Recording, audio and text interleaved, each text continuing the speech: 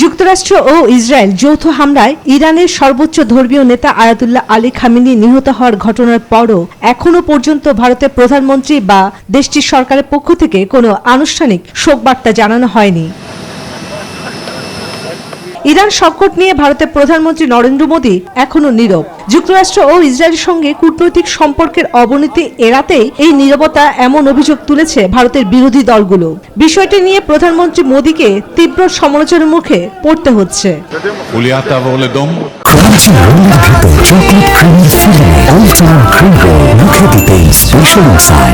এদিকে মোদী সাম্প্রতিক ইসরায়েল সফর শুরু থেকেই বিতর্কের মুখে ছিল। সফর শেষ হওয়া মাত্রই 48 ঘন্টার মধ্যে ইরানে হামলার ঘটনা ঘটে।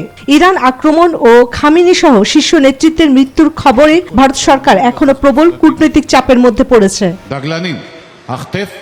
তবে ইরান হামলার 3 দিন পর সফররত কানাডার প্রধানমন্ত্রী মার্ক কার্নির সঙ্গে সোমবার এক যৌথ ব্রিফিংয়ে নরেন্দ্র মোদী বলেন, ভারত মধ্যপ্রাচ্যের চলমান সংকট নিয়ে গভীরভাবে উদ্বিগ্ন।